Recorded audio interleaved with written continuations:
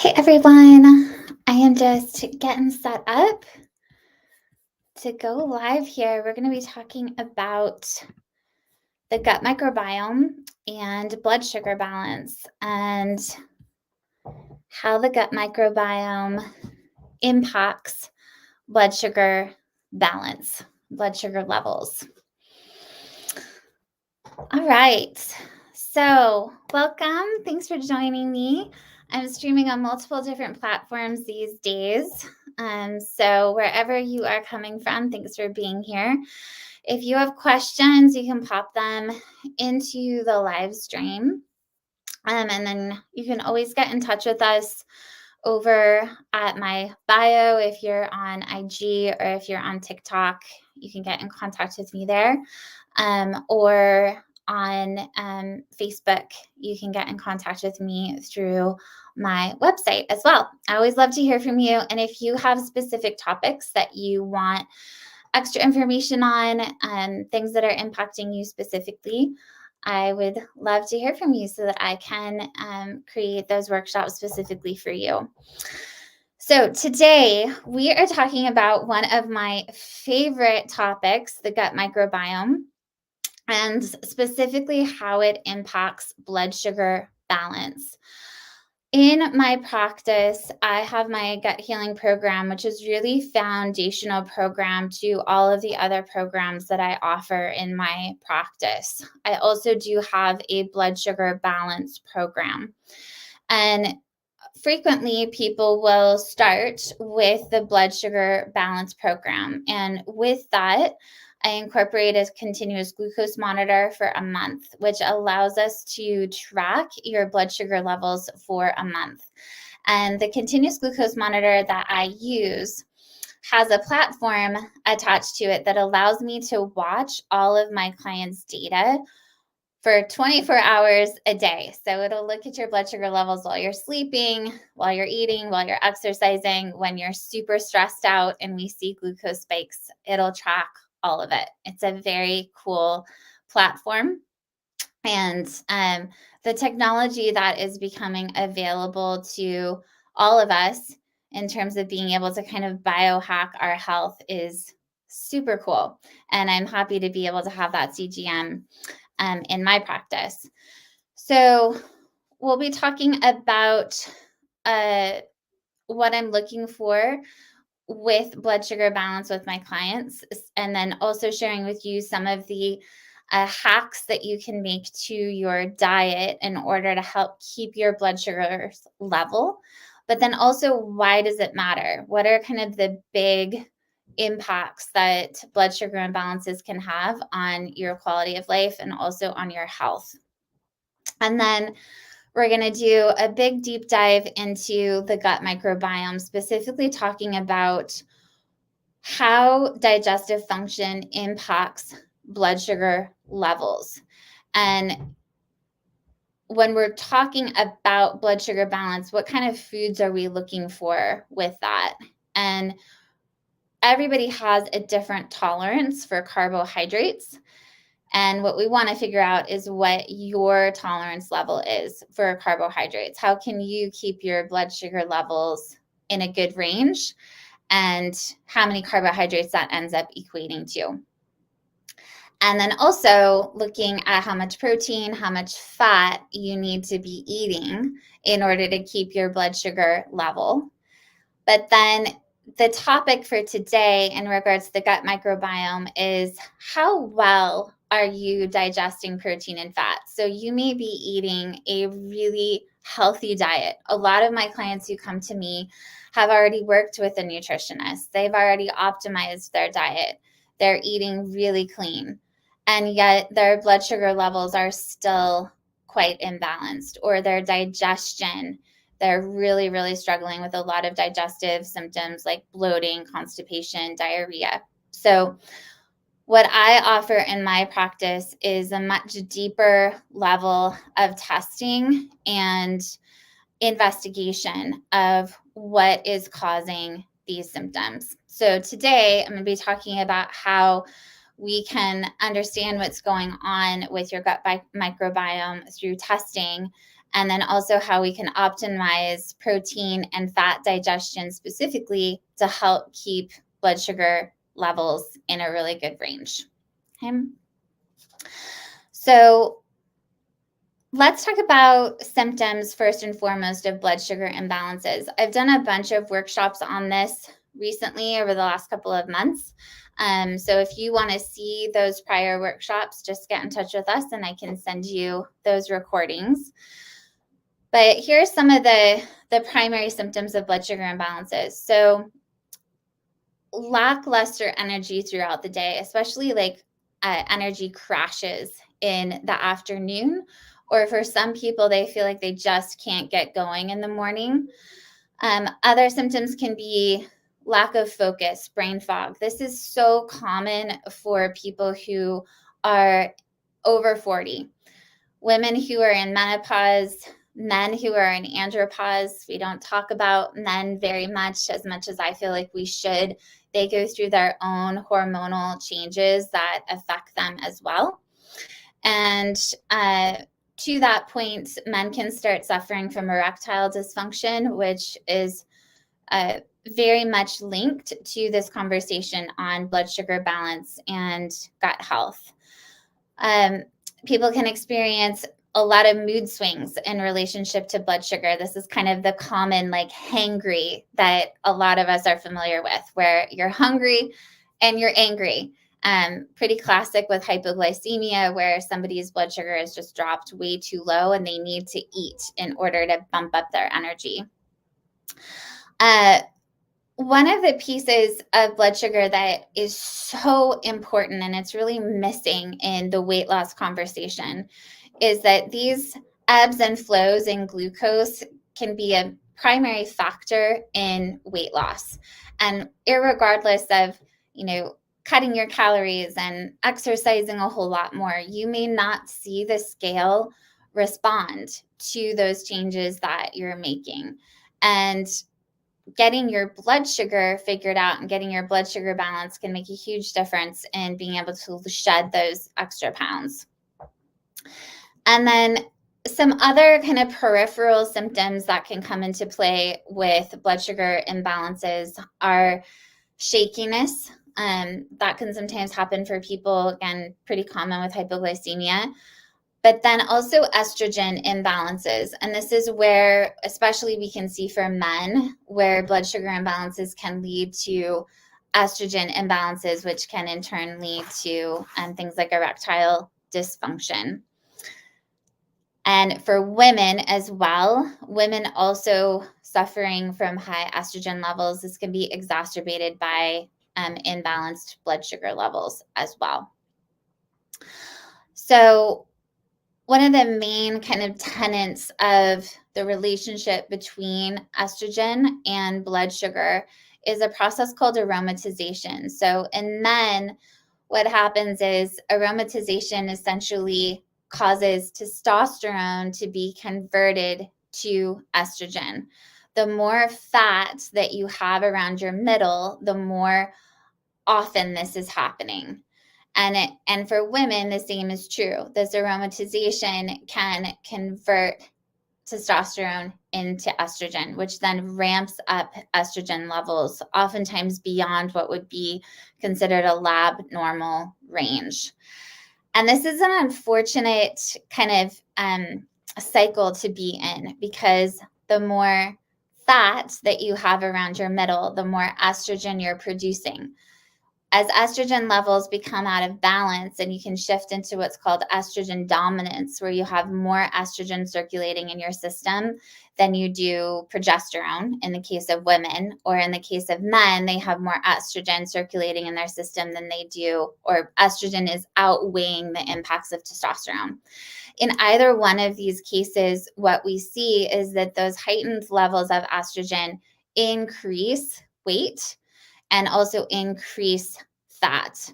So it becomes a really difficult cycle to get out of. And again, irregardless of whether or not you're dieting, exercising, etc., your hormones are really a huge factor there in your ability to lose weight. And if your blood sugar is also compromised, we're going to be seeing a lot of ebbs and flows with glucose. The more often glucose spikes, the more fat a person is packing on to their body. Okay. So interestingly enough, one of the tenets that I work on with my clients who are in a state of estrogen dominance, they're producing too much estrogen, is that we want to kind of reverse engineer this whole dynamic and reduce the level of fat, especially that they're carrying around their middle. How do you do that? We need to change the diet. We need to pull a lot of the carbohydrates, a lot of the processed sugars out of the diet and increase protein and fat consumption so that we can eliminate those glucose spikes and eliminate that tendency to pack on that fat and those extra pounds, which in turn reduces that aromatization process. So that process of converting hormones into estrogen. Okay. So this brings us to conversation around macronutrient balance. Again, I see this every single week in my practice with my clients. Some people have a very high tolerance for carbohydrates. They can eat quite a lot of carbohydrates and still their glucose levels are within a normal range, which is fantastic. Other people have an incredibly low tolerance for glucose. So I am one of those people.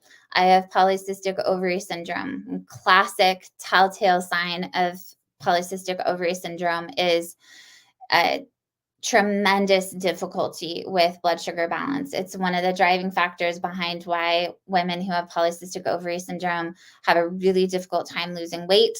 It's a contributing factor to the facial hair that is so classic with polycystic ovary syndrome, and then also the hair loss on your head, okay, and infertility. It's just a lovely combination polycystic ovary syndrome is. But when you can get your blood sugar levels in a good range, it makes a huge difference for that.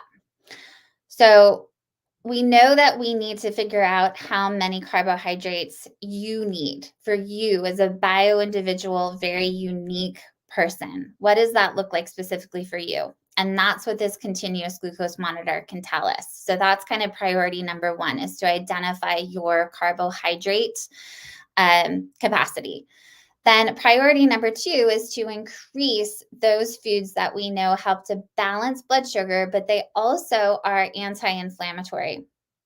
So those foods are going to be vegetables. Fiber is key for helping to balance blood sugar, but also has a tremendous effect on inflammation. Protein is so important, and digesting protein can be pretty tricky for a lot of people. And I'm going to talk today about what needs to happen in the digestive system in order to actually digest the protein that you're eating. And then fat consumption and fat digestion. Fat digestion as well is a very tricky process, and a lot of people are not digesting their fat adequately. Both protein digestion and fat digestion, when there are complications with protein and fat digestion, we can see a massive influx or uptick of inflammatory conditions and a lot of different gut issues, and a massive uptick in blood sugar handling issues as well. Why is that? Why is blood sugar impacted by gut health?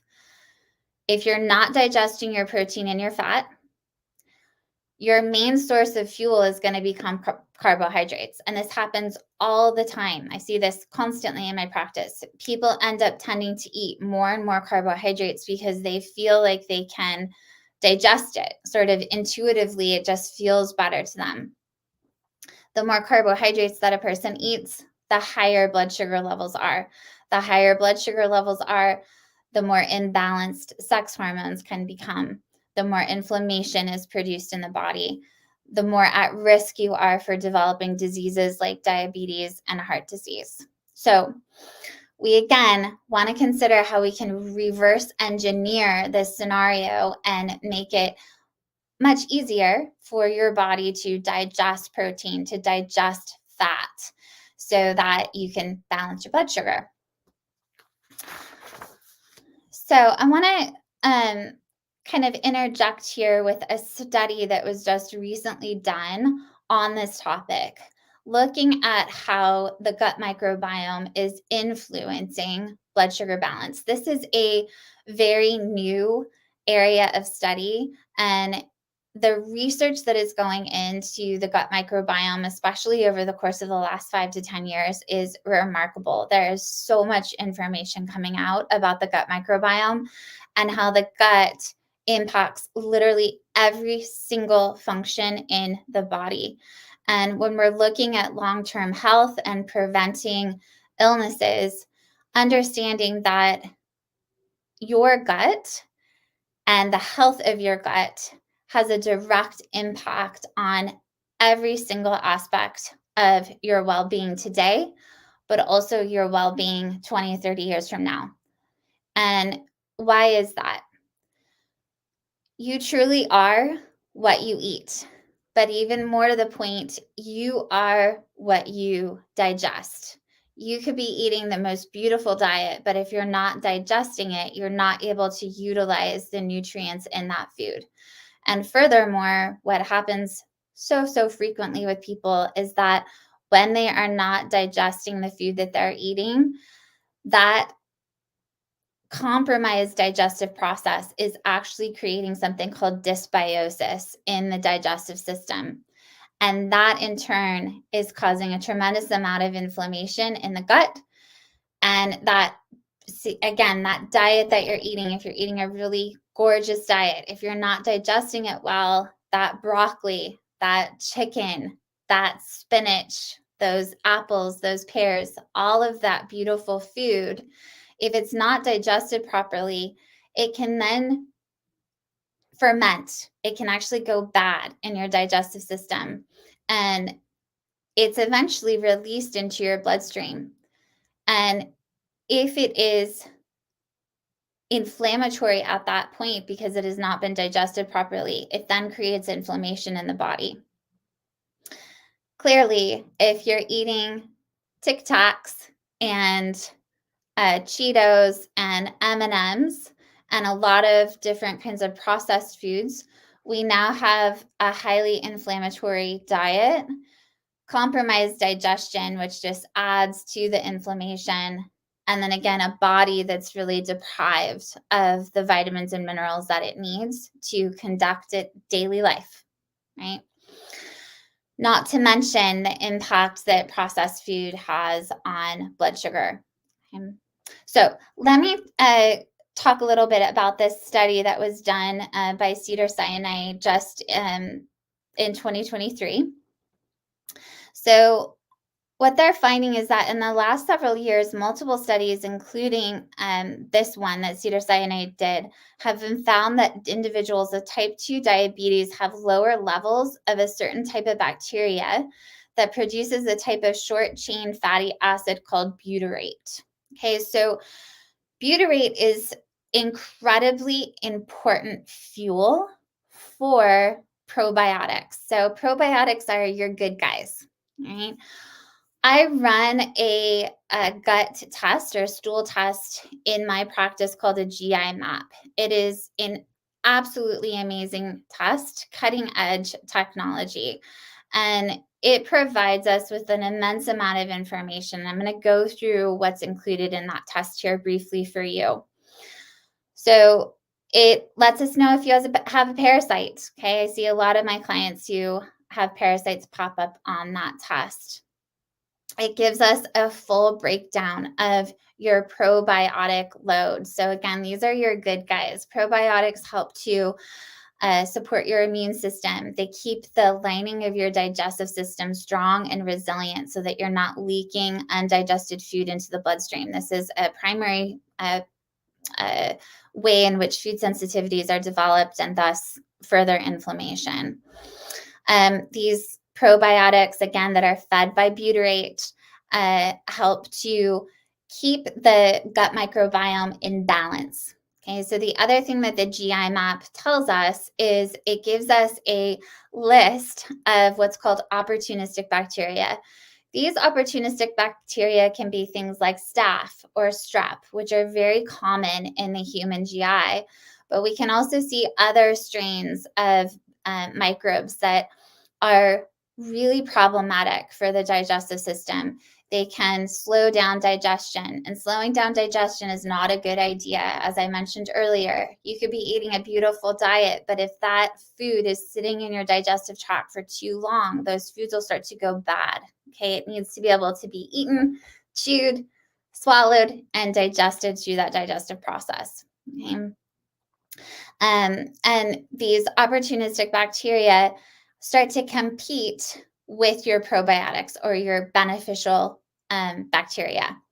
So when these beneficial bacteria start to lose ground, when their populations become sort of mowed down, if you will, by these other opportunistic microbes that tend to cause problems, what we end up seeing is an imbalanced gut microbiome. And over time, this can cause all sorts of different digestive symptoms like bloating, constipation, diarrhea, stomach pain, but also more peripheral symptoms that you may not actually think of when you're thinking about digestion.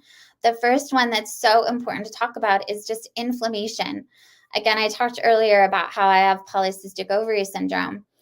What the research is telling us about polycystic ovary syndrome is that it is a condition that is driven primarily by inflammation. So when we see conditions that are very much impacted by inflammation, heart disease, diabetes, we really want to ask, where's that inflammation coming from? And again, the GI map, this test that I use in my practice, really gives us a very full and very nuanced look at what's going on with the gut microbiome and where some of that inflammation can be coming from. So to come back to this study from Cedars-Sinai, they're saying here that many prior studies have suggested that butyrate-producing bacteria promote better insulin sensitivity and protection from diabetes. So what Cedars-Sinai is and other studies are showing is that specifically these probiotic loads are these good guys that we can identify on a GI map stool test are actually helping to support the body's sensitivity to insulin. Now, I've gone over this in prior workshops, but insulin is really the key hormone, the key storage hormone when we eat carbohydrates. Okay? It helps to store those carbohydrates for energy so that we can use them later, use them now. But a key component here is that when you eat too many carbohydrates and or when your body becomes desensitized to insulin, you start storing that carbohydrate as fat. And that, as we talked about earlier on in the workshop today, can cause a lot of issues, especially with issues with estrogen. So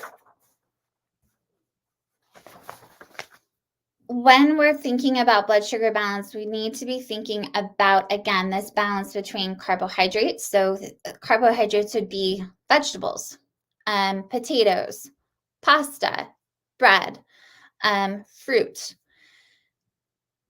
And I've done a whole workshop on exactly what types of carbohydrates you should eat in order to both optimize your blood sugar, but also optimize your gut function. Fiber is key. The more fiber a food has in it, the better it's going to be for your digestion and the better it's going to be for your blood sugar. Per this study from Cedars-Sinai, when we're looking at these probiotic loads, we want to think about, what helps to support these probiotic levels. Fiber is key to helping to keep those probiotic levels in good shape. Okay? So we have carbohydrates, then we have protein, and then we have fat. So protein would be animal protein is the best example of that. Beans do have some protein in them, although for a lot of people, beans are very difficult to digest. They're really not my favorite form of protein. They do have a lot of fiber in them, though. So for people who can digest them, more power to you. Fat, olive oil, butter, avocados. Fats that I would highly encourage you to avoid would be those fats that are used to fry food, especially at restaurants.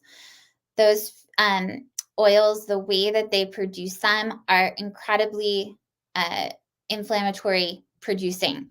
And just to kind of drive this point home, the state of New York has actually banned restaurants from using trans fats because the correlation between trans fats and heart disease is so clear. Okay? So when you're thinking about eating fats, focus on ones that are whole food fats. The ones that you don't want to be eating would be soy oil, corn oil, cottonseed oil, which is just so bizarre to me because cotton is not a food, clearly. But grass-fed butter has butyrate in it. And again, per this study from Cedars-Sinai, butyrate is a key factor in helping to feed these probiotic levels, which in turn helps the body to balance blood sugar better. Okay, so back to the GI map. Again, this is a test that I use in my practice. It helps us to identify the beneficial bacteria or those probiotics. It helps us to identify opportunistic bacteria, which can cause a lot of digestive issues. But then the other cool aspect of this is that it helps us to look at digestive function. So there's a marker on the GI map called steatocrit, and steatocrit is a measurement of fat in the stool. So if that lab test comes back and shows that there is fat in the stool, what this is telling us is that you are not digesting your fat. There should be no fat in your stool. Therefore, when you're eating your beautiful diet of avocados and olive oil, et cetera, you're not actually getting the benefit from that fat, which in turn can complicate your blood sugar balance and make it necessary for your body to feed off of carbohydrates instead, which are much easier to digest because you just can't get what you need out of that fat. So in that scenario, not only are you not getting the nutrition from the fat that you're eating, it is then going to be impacting your digestive system negatively. It slows the digestive system down, creates inflammation. And then lastly, it can cause you to lean more on eating carbohydrates. And that as well can significantly complicate this blood sugar picture.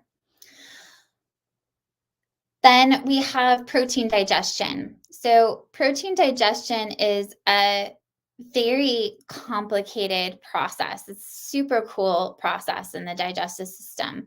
After you've chewed up your food and swallowed it, it lands in your stomach. At that point, the parietal cells in the stomach start to produce stomach acid. The stomach is a very acidic environment on purpose. So that stomach acid produced by the parietal cells starts to fill the stomach to help begin the process of digesting the food that you've just eaten.